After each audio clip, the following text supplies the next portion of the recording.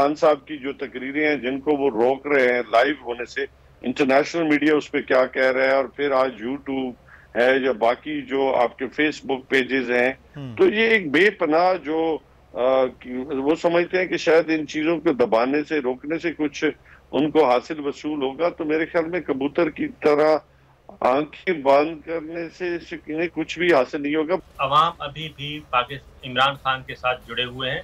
PDM हो या peoples party हो, जो इस वक्त हुक्मरान इत्तेहाद है, इनके साथ कोई भी नहीं है। अवामी सपोर्ट इनको हासिल नहीं है। ये तहरीक चला के देख चुके हैं, इसलिए इमरान खान साहब को डिस्टर्ब ना किया जाए। हुकूमत को खुद कुछ करने की जरूरत नहीं है, इसलिए कि वो बिजली का बिल भरेगा तो टैक्सेस खुद आ जाएंगे। तो ये एक जुल्म है। इस वक्त ये समझें कि बेशतर घरों के लिए, बेशतर दुकानों के लिए बिजली का बिल सुहाने रूह है। लोगों को एक धड़कता है कि जब वो उठा के फिगर देखता है कि इस महीने उसे बिल कितना आया है। तो ये एक जुल्म है, ज्यादती है। सब्सक्राइब करें और बेल दबाएं ताकि कोई खबर रह न जाए।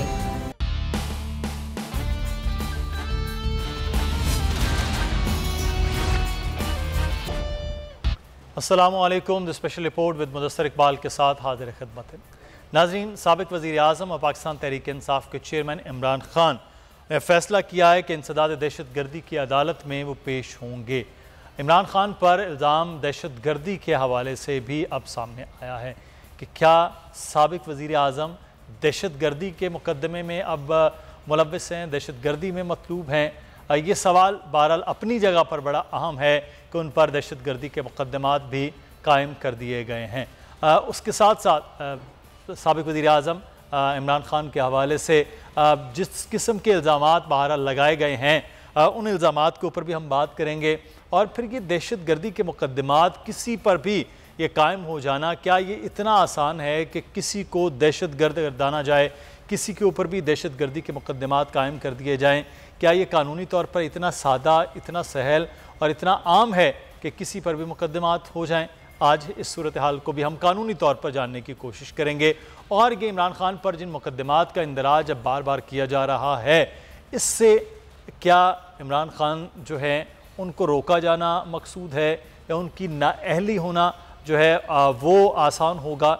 इस सूरत हाल पर भी हम बात करेंगे। हमारे साथ इस वक्त मौजूद हैं पाकिस्तान तहरीक इंसाफ के रहनुमा अमजद न्याजी साहब। बहुत शुक्रिया न्याजी साहब आपके वक्त का। और हमें ज्वाइन भी करेंगे साबिर शाकिर साहब, सीनियर सहाफ़ी और तजज़ियेकार, और अज़हर सिद्दीक एडवोकेट साहब से भी हम जानेंगे कानूनी तौर पर कि ये दहशत गर्दी के मुकदमात, ऐसे लग रहा होता है कि शायद राह चलते हुए किसी को पकड़ा और उसके ख़िलाफ़ दहशत गर्दी के मामलात जो हैं वो सादर कर दिए जाएँ। न्याज़ी साहब बहुत शुक्रिया आपके वक्त का। ये दहशत गर्दी के मुकदमात अब इमरान खान साहब पर भी हैं, तौहीन अदालत के मामलात भी इमरान खान साहब पर हैं। क्या कुछ है जो अभी खान साहब के ख़िलाफ़ अभी मुकदमात की सूरत में हुकूमत बनाएगी? बिस्मिल्लाहिर्रहमानिर्रहीम। हुकूमत तो मेरे ख्याल में अभी पुराने ज़माने में एक होता था कि वो मुर्गी के ऊपर भी पर्चा कट जाता था, रास्ते से गुजरते हुए भी पर्चा कट जाता था। अभी तो दहशत गर्दी के पर्चे ऐसे हैं कि साबिर शाकिर जैसा हमारा भाई भी पाकिस्तान से बाहर चला गया। और अफसोसनाक बात है कि आवाज के दबाने से या किसी के ऊपर ये जो 2 नंबरी हो रही है आजकल के, जी दहशत गर्दी के पर्चे हैं, फलां पर्चे, कोई पर्चा रह तो नहीं गया अभी तक। जैसे पहले खान साहब ने कहा था कि मेरे मुखालिफ कोई रह तो नहीं गया, अभी पर्चों में भी कोई कमी नहीं है। लेकिन ये पुराने हथकंडे हैं, ये लोग जानते हैं कि इससे कुछ हासिल वसूल तो उन्होंने करना क्या है। मतलब उनका ये ख्याल है कि हम कोर्टों में इमरान खान को तंग करेंगे, इमरान खान को शायद दबा लेंगे या इमरान खान से अपनी बात मनवा लेंगे इन पर्चों के जरिए। तो वो गाम ख्याली का शिकार है। खान साहब ने तो कहा है कि ये जिन जो है वो बोतल से बाहर आ चुका है और इसका वापस जाना नामुमकिन है। साबिर शाकिर साहब हमारे साथ मौजूद हैं, सीनियर सहाफ़ी, तजज़ियेकार हैं। बहुत शुक्रिया साबिर शाकिर साहब आपके वक्त का। साबिर शाकिर साहब, एक जानिब खान साहब जलसे कर रहे हैं, ज़िमनी इलेक्शन में कामयाबियाँ हो रही हैं, दूसरी जानिब मुकदमात दर मुकदमात उन पर हैं, और लग ऐसा रहा है कि खान साहब को इस सिस्टम से आउट कर दिया जाए किसी तरह से। वोट से तो वो आउट नहीं हो पा रहे हैं। तो क्या इन मुकदमात के लिए इतना आसान होगा कि इमरान खान को पाकिस्तान की अमली सियासत से आउट किया जा सके, किसी तरह नाअहल किया जा सके?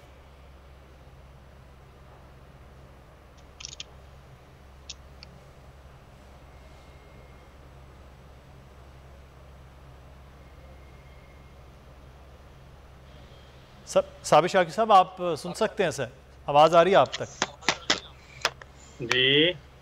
जी साबिर शाकिर साहब, आप से मेरा सवाल ये है कि खान साहब को जिस तरह से अब सिस्टम से आउट करने का मामला हो रहा है, जलसे कर रहे हैं, वो हज़ारों की तादाद में लोग जलसों में होते हैं, ज़िमनी इलेक्शन है उसमें पाकिस्तान तहरीक इंसाफ कामयाब हो रही है, तो ये सारा सिस्टम एक जानिब अवामी रद्द-ए-अमल है, दूसरी जानिब वो है जो इस वक्त मुकदमात की सूरत में है खान साहब पर। तो ये तमाम तर मुकदमात और ये चीज़ें इमरान खान को सिस्टम से आउट कर सकती हैं? क्या उनको इस अमली सियासत से निकाला जा सकता है? साबिर शाकिर साहब, देखें, ये कोशिश भी है और ख्वाहिश भी है, और कोशिश वो पूरी की जाएगी, लेकिन मसला ये है कि ये सारा काम तने तनहा हो नहीं सकता। इसके लिए जब तक जुडिशरी, ये सारा प्रोसेस होना जुडिशरी के थ्रू, और जुडिशरी के फैसलों के बगैर कोई भी सियासत से आउट हो नहीं सकता। इसलिए अगर कोई मवाद है तो उसको साबित करना पड़ेगा अदलिया में और खुली समात में, और उसके बाद ये होगा। लेकिन ये जो बातें आ रही हैं वो ज़्यादा मशकूक करेंगी सारे अमल को कि स्ट्रीम मीडिया, मेन स्ट्रीम जो मीडिया है उस पर तो ज़रा कम है, लेकिन सोशल मीडिया पे और डिजिटल मीडिया पे बाकायदा तौर पे ये चल रही हैं कि पस्से पर्दा कोई डील वील हो रही है, और डील हो रही है कुछ दो और कुछ लो के बुनियाद पे कि हम आपको ये देंगे।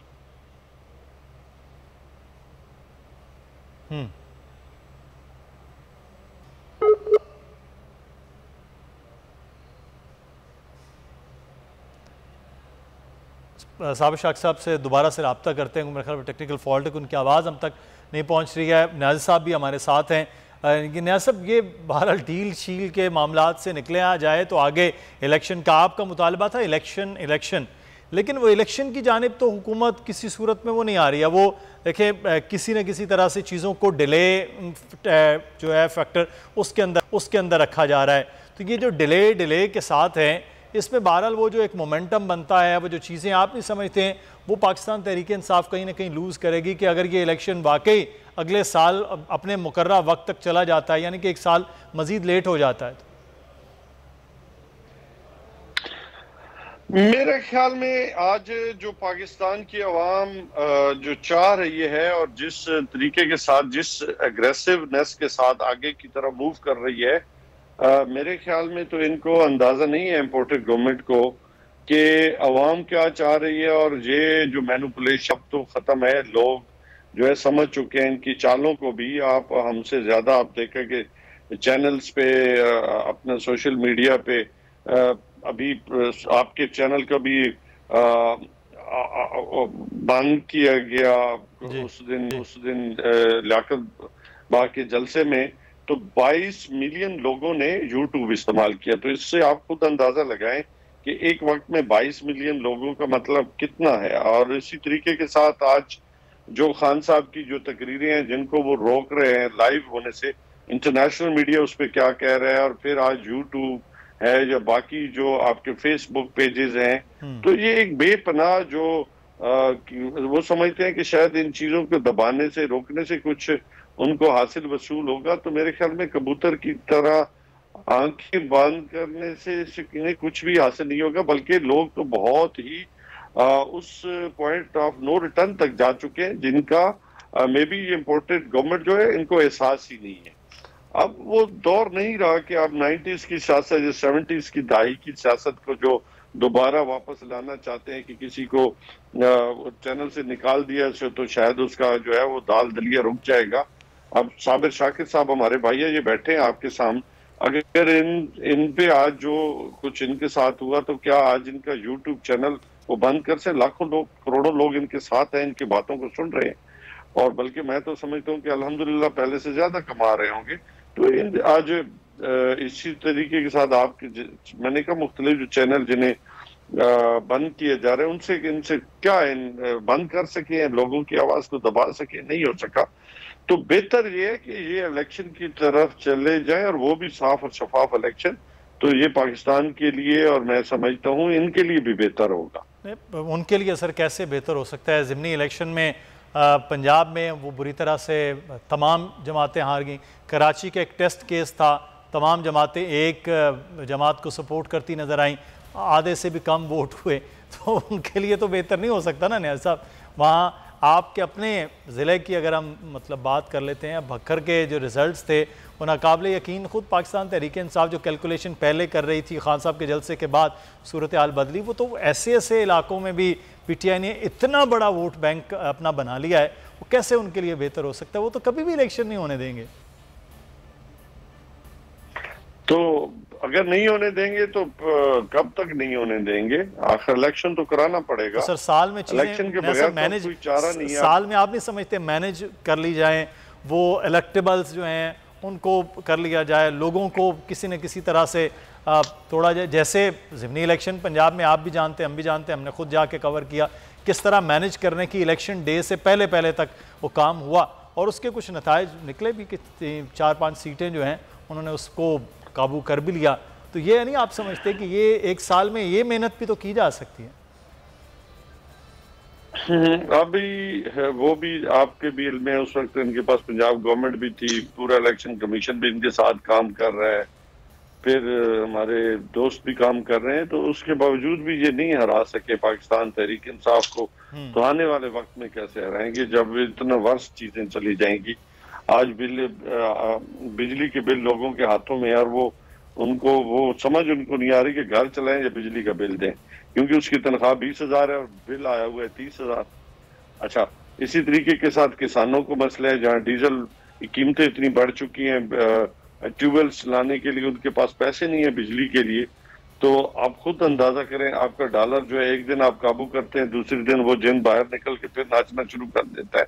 सही। इसी तरीके के साथ मईशत के जितने भी इशारिये मापने वाले जितने भी इंटरनेशनल इदारे थे, आज इनको उन्होंने प्लस से माइनस में कर दिया है। कोई मुल्क इनको लेकिन उसके बावजूद हम ये देखते हैं कि कैलकुलेशन जो है, कैलकुलेशनें करने वाले उसी तरह से। साबिर शाकिर साहब से भी हमारा रब्ता हुआ है। एक तो साबिर साहब आप जो डील की बात करें, मैं चाहूँगा उसकी थोड़ा क्लियर कीजिएगा। दूसरा सर, ये कैलकुलेशन की बहुत बात होती है। एक तो कैलकुलेशन वो थी कि खान साहब को निकाला जाएगा तो ऐसे माइनस होंगे, नई हुकूमत आएगी, चीज़ें बेहतर हो जाएंगी। लेकिन यहाँ तो सर रिजल्ट्स इलेक्शन के आपके सामने हैं, तकरीबन 2.25 करोड़ प्लस नया वोटर 2018 से अब तक बन चुका है। ये कैलकुलेशन करने वालों के दिमाग में नहीं था कि ये वोटर नया पूरा एक मोमेंटम, खान साहब की फैन फॉलोइंग, ये कहाँ ले जाएगी सिस्टम को? फिर दरअसल जब ये रजीम चेंज ड्राइंग रूम की सियासत करने वाले जो लोग, जी न्याज साहब, मैं साबिर साहब से जवाब ले लूँ। जी साबिर शाकिर साहब, मैंने कहा कि जब ये स्क्रिप्ट तैयार किया जा रहा था रजीम चेंज का, तो उस वक्त तो ये किसी के वहमो गुमान भी नहीं था कि पाकिस्तान के अवाम जो हैं वो इस हद तक रिएक्ट करेंगे कि रातों रात जो है पाकिस्तान नहीं बल्कि दुनिया भर में जहाँ जहाँ पाकिस्तानी मौजूद हैं वो सड़कों पे निकल आएंगे। और वो लाखों नहीं थे, वो करोड़ों थे। और जब ये रिएक्शन आया है तो उस रिएक्शन ने और अवाम के रद्द अमल ने, बल्कि मैं कहूँगा अवामी समंदर ने, वो सारे का सारा जो स्क्रिप्ट था उसका सत्यानाश कर दिया। और इस वजह से, वरना तो सोचा तो ये गया था कि एक रिजीम चेंज होगी, और बल्कि चुटकी बजा के बताया जाता था कि ये चुटकी का काम है और लम्हों में ये काम हो जाएगा, रिजीम चेंज होगा, तहरीक अदम-ए-इत्तेमाद होगी, आर्टिकल 95 इन्होंने सामने रखा हुआ था। और ये 3 वीक्स का उन्होंने कहा था कि ये सारा खेल है, 3 हफ्तों में ये सारा काम मुकम्मल हो जाएगा। और मुकम्मल होने के बाद इक़्तिदार इस हुक्मरान इत्तेहाद को जो इस वक्त मौजूद है उनको मिल जाएगा और खान साहब का कोई नाम लेवा नहीं होगा। पाकिस्तान तहरीक इंसाफ जो है वो सियासी तौर पे फारिग हो चुकी है। सिर्फ एक, जब ये इंटरनल डिस्कशंस होती थी तो सिर्फ एक साहब थे जो आजकल बहुत ज़्यादा बेचारे ज़ेर अताब हैं, उन्होंने खबरदार किया था कि ये काम मत करें, क्योंकि जो हमारे पास पल्स है वो पल्स बहुत ही बिल्कुल अपोजिट है। वो है कि अवाम अभी भी पाकिस्तान इमरान खान के साथ जुड़े हुए हैं और PDM हो या पीपल्स पार्टी हो, जो इस वक्त हुक्मरान इत्तेहाद है, इनके साथ कोई भी नहीं है। अवामी सपोर्ट इनको हासिल नहीं है, ये तहरीक चला के देख चुके हैं। इसलिए इमरान खान साहब को डिस्टर्ब ना किया जाए और पार्लियामान को अपनी मुद्दत पूरी की जाए, करने दी जाए, और वज़ीर आज़म इमरान खान को भी कोई आर्टिफिशियल तरीके से और हाइब्रिड सिस्टम ला के ये काम ना किया जाए। लेकिन उस वक्त उनकी बात नहीं मानी गई और कहा गया कि शायद ये आपस में मिले हुए हैं, और अभी भी यही कोशिश की जा रही है कि कहीं ना कहीं से कोई क्लू मिल जाए, कोई लिंक साबित हो जाए। ये सारा कुछ जो उफ्ताद आई हुई है इस वक्त पाकिस्तान में, वो जमील फारूकी साहब हों या इमरान रियाज हों और डॉक्टर शहबाज गिल हों, जितने भी लोगों को उठा के, अम्माद यूसुफ हैं, एयरवाई न्यूज़ बंद किया हुआ है, आप पे भी उफ्ताद आई हुई है, ये सारी चीज़ें उसी सिलसिले की कड़ी हैं। लेकिन हुआ यही है कि स्क्रिप्ट उस वक्त तब्दील हो गया जब पब्लिक सपोर्ट इमरान खान के लिए खड़ी हो गई, और अब जैसे जैसे वक्त गुजरता जा रहा है, जो आपने कहा बिल्कुल दुरुस्त है कि यूथ जो है वो मज़ीद जो एक साल या 6 माह की एज कम थी वो भी उसमें शामिल हो रही है, और आहिस्ता आहिस्ता वोट बैंक बढ़ रहा है, वोटर्स की तादाद बढ़ रही है और वो यूथ की बढ़ रही है। तो अब तो खैर यूथ और ख़वातीन की बहुत ज़्यादा बड़ी तादाद है। तो इस सारी चीज़ों ने ही काम ख़राब किया, इसलिए उस वक्त सिर्फ एक चीज़ जो है उसने पूरे का पूरा स्क्रिप्ट ख़राब कर दिया, और इस बात का अंदाज़ा पाकिस्तान तहरीक इंसाफ को भी नहीं था, इमरान खान साहब को भी नहीं था, और रजीम चेंज वालों को भी नहीं था, मिस्टर डोनाल्ड को भी नहीं था कि ये होगा।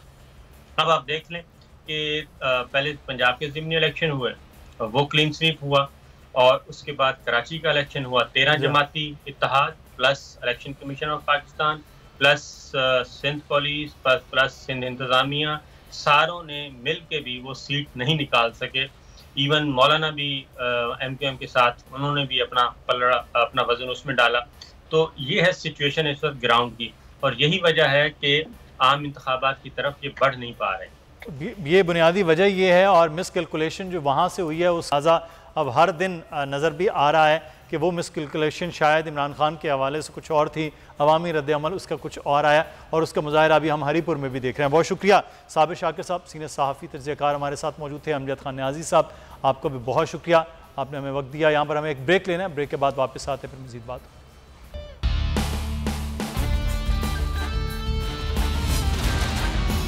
ब्रेक के बाद आपको खुश आमदीद कहते हैं। एक तो महंगाई इतनी है कि लोगों के लिए परेशानी हर दिन, लेकिन दूसरी जानिब बिजली की कीमतों में आए दिन का इजाफा, और उसके बाद फ्यूल एडजस्टमेंट, और फिर बिजली के बिल जिनके शायद 70, 80, 170 तक यूनिट थे, उनके बिजली के बिल जब आए तो वो हैरान परेशान थे कि ये बिजली के बिल हम किस तरह से दे सकते हैं।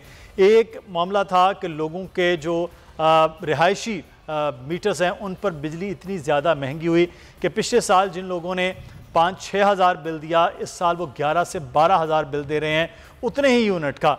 और दूसरी जानिब वो ताजर जिनकी छोटी छोटी दुकानें भी हैं, और टोटल जो यूनिट्स हैं वो 70 और 80 चल रहे थे, और जब वो टैक्सेस की मद में पर शटर और पर स्क्वायर फिट के हिसाब से उनके पास बिल आया तो उतनी आमदन नहीं थी उन ताजरों की जितना उनको सिर्फ एक बिजली का बिल आ गया है। तो ये सूरत हाल के बाद फिर हातम ताई की कबर पर लात मारी हुकूमत ने जनाब कि हम ये बिल जो है वो मिनाहा कर रहे हैं, ये कर रहे हैं, लेकिन वो अभी तक उस तरह से मामलात हो नहीं पाए। आया दिन जो है वो एक आम आदमी के लिए मुश्किल होता जा रहा है। शेख हबीब साहब इस वक्त हमारे साथ मौजूद हैं, चेयरमैन ताजर इत्तेहाद हैं, बहुत शुक्रिया शेख हबीब साहब आपके वक्त का। अतीक मीर साहब भी हमारे साथ मौजूद हैं, चेयरमैन ऑल पाकिस्तान ताजर इत्तेहाद। मीर साहब आपका भी शुक्रिया अदा करते हैं। शेख हबीब साहब, ये के इलेक्ट्रिक, एक तो बिजली वैसे आना ना आना तो चलें बात की बात है, लेकिन जिस तरह से ताजरों पर ये एक लागू हुआ उसके बाद अब कहा जा रहा है कि ताजरों के लिए आसानी कर दी गई है। ये हो गई है वाकई कि लोग अब जितनी बिजली जलाएंगे उतना ही बिल देंगे, या फिर वो जो टैक्सेस हैं उसकी मद में उस किस्म का जुल्म रहेगा? बहुत शुक्रिया आपका कि आपने पाकिस्तान की 25 करोड़ आवाज बने आप, और बेखसूस बहुत चैनल का मैं शुक्रिया अदा करता हूँ कि इस पे ताजरों की राय लेना से आपने शुरू की। मैं समझता हूँ कि हुकूमत वक्त 4 माह पहले जो दावे और वादे किए थे ना, वो कहीं नजर नहीं आती। इन्होंने 4 माह की हुकूमत में 40 साल की मुस्लिम लीग की जो हुकूमत है उस पर पानी फेर दिया इस प्राइम मिनिस्टर ने। दूसरी बात यह कि पाकिस्तान की 25 करोड़ आवाम इस वक्त भूख और इफलास से बेच जा रही है, और इन्होंने के इलेक्ट्रिक के अंदर इतने स्तर चार्जेस लगा दिए हैं, इतने मकसद है कि 2500 रुपए का किसी गरीब आदमी घर का 1500 रुपए का, उस पर जो टैक्सेस लगा रहे हैं वो 4000 और 4500-5000 रुपए लगा रहे हैं। इसी तरह पिछले महीने इन्होंने जो है सेल टैक्स की मद में लगा दी कि सेल टैक्स दुनिया के किसी कानून में रिटेल दुकानों में होता नहीं है, वो मैन्युफैक्चर के ऊपर आता है। बदकिस्मती से इन्होंने उसमें किया। इनसे मुसलसल बहाना बात कर रहे हैं, प्राइम मिनिस्टर थे जरूर है लेकिन अमली जामा अभी तक नहीं बनाया गया। फिर 1 करोड़ 74 लाख की बात कर रहे हैं। पाकिस्तान की 25 करोड़ आवाम है, कम से कम मेरे हिसाब से कम से कम 15,000 मीटर तो लगा हुआ होगा पाकिस्तान में। तो बताइए कि ये 1 करोड़ 74 लाख रहने की बात कर रहे हैं कि हम इस पर से जो है टैक्सेस हटा देते हैं और 177 यूनिट और 200 यूनिट वालों को क्लियर कर देंगे।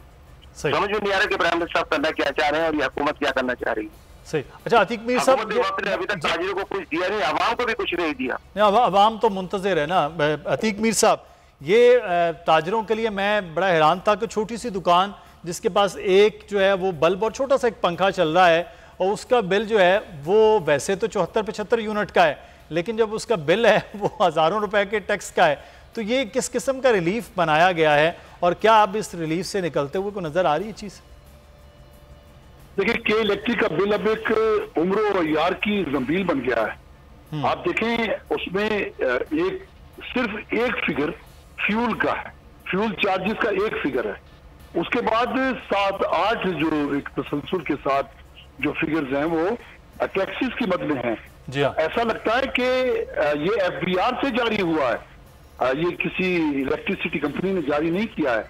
और जिस तरीके से, जिस जालिमाना तरीके से बिजली के लिस्ट बढ़ाए जा रहे हैं, बढ़ते हैं, तो उसके बाद उस अमाउंट पर टैक्स भी जो बाशरा बालिहाज शरा लगता है और उसमें भी इजाफा होता है। तो बिजली की यानी सारिफ ये देखता है कि अगर ये टैक्स हटा दिए जाए तो वो निर्ख फिर भी काबिल बर्दाश्त हैं, लेकिन जितनी रकम बिजली के इस्तेमाल की मद में होती है उससे ज्यादा अक्सर टैक्सेस हैं। जैसे भी आपने फरमाया कि एक छोटी सी दुकान है, उसको 500-600 रुपए या 1000 रुपए बिल आता है, लेकिन टैक्सेस जो है वो 800-900-1000 वो भी इसके साथ है। तो ये मैं ये समझता हूँ कि हुकूमत ने एक फैसला कर लिया है कि एक डायरेक्ट टैक्सेस में बिजली के बिल से बेहतर कोई और जरिया हो नहीं सकता कि लोग जब अदम अदायगी करेंगे तो इदारा उनकी बिजली काटेगा, इदारा के पास लोग पहुंच जाते हैं।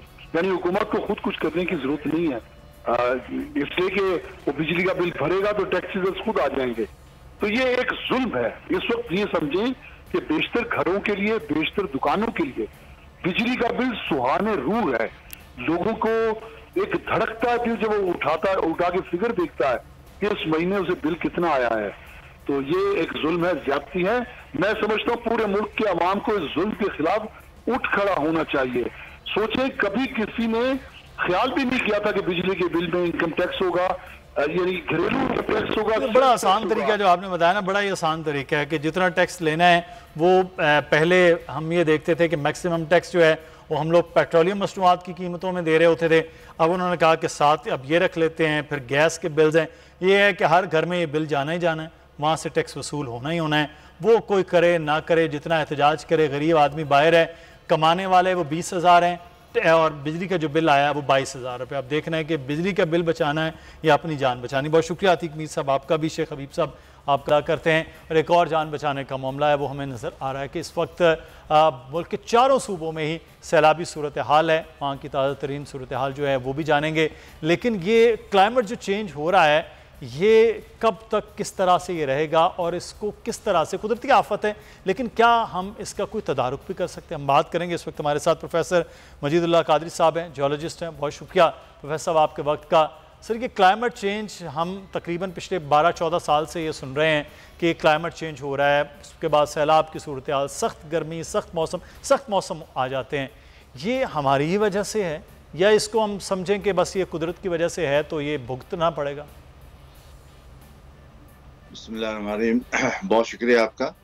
देखिए, कुदरत की हकीकत ये है कि जाहिर बात है कि ग्लोबल चेंजेस जो हैं वो वक्तन फ़ौक्तन आते रहते हैं। सदियों में इसकी तब्दीली आती है, लेकिन बाकी तब्दीली हमारे सामने आ जाती है तो हम समझते हैं कि हमारे सामने सर्कस हो रहा है। और यकीनन पिछले 20 साल से तो साइंटिस्ट बराबर ही बात कह रहे थे कि जो इस वक्त सूरत हाल है वो तब्दील होती चली जा रही है और ये गर्मी जो है वो बढ़ती चली जाएगी। और इस गर्मी की वजह से जहर में जो कार्बन के इस्तेमाल कार्बन प्रोड्यूस हो रही है, हमारा ओजोन खराब हो रहा है, यकीन फिर ये सारी चीजें पैदा होना थी और हो रही। अब इस कुदरत के मामला से बचा कैसे जाए, ये एक सवाल है हम सब के लिए, और ये जिम्मेदारी है हमारे साहिबाने हुकूमत की कि वो अपने आवाम के लिए कितना बेहतर से बेहतर कुछ कर सकते हैं। अभी जो सूरत हाल है वो हमारे सामने है। बलूचिस्तान के अंदर या सिंध के इंटीरियर के अंदर जो बारिशों की सूरत हाल है ये बहुत अबतर है। और एक बात आपको और बता चलूँ, ये आप रिकॉर्ड अगर देखेंगे बलूचिस्तान के अंदर भी और खास तौर से कराची के अंदर भी, ये तब्दीली पिछले 1-2 साल से शुरू हुई थी और अब ये तब्दीली जो है बहुत ज्यादा एग्जिस्ट हमारे सामने आ गई है और ये अभी कंटिन्यू रहेगी। ये नहीं अगले साल ऐसा नहीं होगा, अगले साल मुमकिन इससे भी ज्यादा हो या इतना ही हो कम अज कम, और ये सिलसिला रहेगा कई सालों तक। जब सिलसिला कई सालों तक रहेगा तो फिर आप अंदाजा कर सकते हैं जब हमारे पहले साल की सूरत हाल ये है तो बाकी सालों में क्या सूरत हाल होगी। अच्छा प्रोफेसर, तो एक चीज़ मैं आपसे यहाँ पे ये जानना चाहूँगा, आप जियोलॉजिस्ट पे हैं, ये कराची है, बहुत बड़ा शहर है और कराची में बुलंदो बाला इमारतें हैं। हम 2020 में बहुत ज़्यादा बारिशें हुई, उसके बाद 21 और फिर अब 22 में फिर दोबारा से मौसम रहा। ये बारिशें बहुत ज़्यादा हो रही हैं, हमारे पास तो डैम्स नहीं हैं, पानी का निकास हो नहीं पाता है, ये पानी सतह ज़ेर ज़मीन नीचे जा रहा है। ये जो शहर है ये इतनी बुलंदो बाला इमारतों पर खड़ा है, तो क्या ये नहीं समझते कि ये शहर जो है वो भी धंस रहा है किसी तरह से, और ये जो इतनी बड़ी बड़ी इमारतें बनाई जा रही हैं ये भी एक नुकसानदेह हो सकता है ऐसे मौसमों के बाद भी? बिल्कुल ये बात दुरुस्त है, इसमें वक्त लग जाएगा, साल 2 साल 5 साल 10 साल लग सकते हैं, लेकिन जो पानी पर्कुलेट मुस्तकिल जमीन के नीचे हो रहा है जो हमें नजर नहीं आता जी। एक चीज वो जो हमें नजर आती है सामने पानी खड़ा हुआ है, उससे भी नुकसान होता है हमें, और एक पानी जो ज़ेरे जमीन जा रहा है हमें नजर नहीं आता, उससे भी नुकसान होता है हमारा। दोनों से हमें बचाना जरूरी होता है, बचाना जरूरी होता है। तो इस वक्त सूरत हाल हमारे दोनों तरफ से खराब है, ना तो हमारे अरबाब हल्लत ने जो पानी पर्कुलेट कर रहा है उसका कोई इंतजाम किया है कि वो ड्रेनेज हो जाए सही तरीके से, और ना पर्कुलेशन का इंतजाम किया है कि अगर कहीं पर्कुलेट हो रहा है तो हम बिल्डिंगों को जो हम दे रहे हैं इजाजत बनाने की, इसकी किस बुनियाद पे दे रहे हैं। अब जाहिर बात है जितनी ऊंची बिल्डिंग होगी उतनी उसके नीचे जाहिर बात है स्ट्रेस पैदा होता है, और हमारे पास नीचे मैं बता दूं कराची के जमीन की जो साख्त है वो ये है कि हार्ड लेयर हमारे पास बहुत छोटी होती है, कहीं 1 फीट है, कहीं 2 फीट है, कहीं 10 फीट है, कहीं 4 फीट है, और उसके नीचे सॉफ्ट लेयर बहुत सारी है। तो ये अल्टरनेट सॉफ्ट और जो हार्ड है ना, पानी तो सॉफ्ट में जाकर रुक जाता है और वहां से जाहिर बात है पानी जब ले जाता है तो ऊपर वाली जो है लेयर वो नीचे दब जाती है। अब जाहिर बिल्डिंग कर खड़ी हुई है, जरा सा भी उसके अंदर अगर आधा एंगल का फर्क पड़ जाता है तो आप सोचिए ये कितना बड़ा नुकसान हो सकता है। तो ये तो हमारे लिए दोनों तरफ से नुकसान है, इसमें बहुत ज्यादा संजीदगी के साथ अरबाब हल्लाफ ने जो इसके स्पेशलिस्ट हैं उनको बैठना होगा, पानी की सर्कुलेशन को देखना होगा कि इसको ड्रेन भी करें, और जहां पानी पर्कुलेट हो रहा है वहां भी देखना होगा कि कितनी पर्कुलेशन है, उसे कितना रोका जा सकता है। अगर ये दोनों काम नहीं होंगे, अल्लाह ताला हमारी हिफाजत करने वाला है, हमें कराची शहर को बहुत नुकसान हो सकता है। बिल्कुल, ये शायद हुकूमतों की उस जानिब तवज्जो नज़र भी नहीं आ रही है। बहुत शुक्रिया प्रोफेसर मजीदुल्लाह काजी साहब हमारे साथ मौजूद थे। एक कुदरत की जानिब से ये इम्तहान है, लेकिन उससे निमटने का जो तरीक़ाकार है उसके ऊपर शायद हुकूमतों ने उस तरह काम भी नहीं किया है। दूसरी जानिब अर्बन फ्लडिंग की सिचुएशन जो है वो वैसी ही की वैसी नज़र आ रही है। हैदराबाद में हालिया बारिशों के बाद सिचुएशन क्या है, इरफान अराई हमारे ब्यूरो हेड हैदराबाद हमारे साथ हैं। जी इरफान, आगाह कीजिएगा, क्या सूरत हाल हैदराबाद में आज देख रहे हैं आप? हैदराबाद में बारिश का सिलसिला गुज़िश्ता शाम से शुरू होने के बाद ताहाल जारी है। अर्बन फ्लड की सिचुएशन इस वक्त हैदराबाद शहर में पैदा हो चुकी है, नशेबी इलाके मुकम्मल तौर पर डूब चुके हैं, और हम मौजूद हैं इस वक्त ज़िले अफसरान के ऑफिस में। अगर मेरे कैमरामैन इमरान आपको दिखाएं तो यहाँ भी तकरीबन 3 फुट तक पानी जो है इस मरकज़ी बिल्डिंग में जमा है। ये वो बिल्डिंग है जहाँ पर DIG, कमिश्नर, डिप्टी कमिश्नर और आला तरीन अफसरान जो कि अवामी मसाइल को हल करने के ज़िम्मेदार हैं वो यहाँ बैठते हैं, उनके दफातर हैं। मगर जो सूरत हाल है वो आपके सामने कि यहाँ से भी पानी की निकासी का अमल मुकम्मल नहीं किया जा सका है, और इसी तरीके से कासमाबाद हो, लतीफ़ाबाद हो या फिर शहर के नशेबी तमाम जगहों पर 3। बहुत शुक्रिया इरफान अराई हमें तफसीलात से आगाह करने के लिए। प्रोग्राम से मुदस्सिर इकबाल को इजाज़त दीजिए, अपना ख्याल रखिए, अल्लाह हाफ़िज़।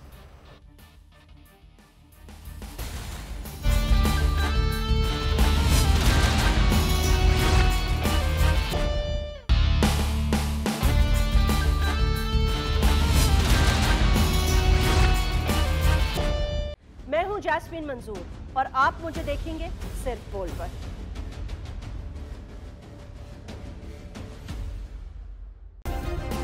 सब्सक्राइब करें और बेल दबाएं ताकि कोई खबर रह न जाए।